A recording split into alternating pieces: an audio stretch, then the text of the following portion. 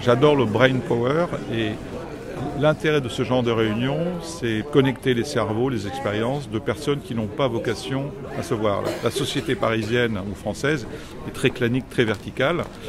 Donc on essaye de faire l'inverse de l'entre-soi et de faire venir des profils académiques, chercheurs, chefs d'entreprise, etc., qui réfléchissent de manière proactive sur les sujets de société.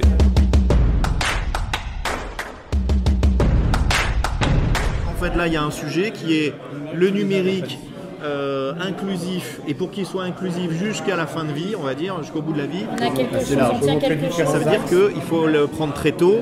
Et il faut qu'il y ait voilà, le numérique de 7 à 77 ans. C'est-à-dire, est-ce qu'on est de plus en plus, c'est le mode partagé, mutualisé, tout est as a service. Est-ce que la vie doit être as a service?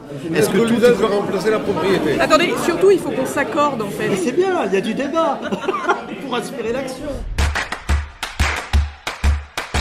Il y avait naturellement une cohésion, on était en phase, on partageait des sujets parfois assez riches, assez divers, et malgré tout on a réussi à être dans l'émulation de groupe pour réussir à atteindre l'objectif qui était de trouver les thématiques et de proposer des choses intéressantes pour la ligne éditoriale 2024.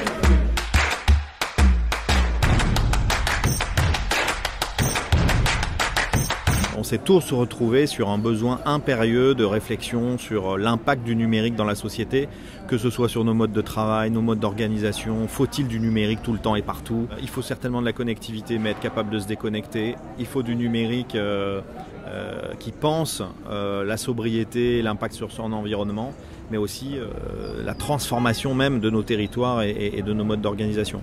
Et ça... cette dynamique dans l'effet boule de neige de l'idéation, je pense qu'on ne s'y attendait pas tellement d'aller si loin ou si haut dans la hauteur de vue. On a fait société autour de sujets sur lesquels on a des angles d'attaque qui sont assez inédits. Ils estiment qu'il y a une nécessité d'éclairer, donc de nourrir le débat pour inspirer l'action. Je pense qu'on a désormais l'amorce d'une feuille de route pour 2024 qui nous permet finalement d'être confiants. Et puis, au-delà de ça, je pense que ça a été un beau moment de partage. Maintenant, il nous faut délivrer. Mais en tout cas, c'est bien parti pour 2024, donc je suis ravi.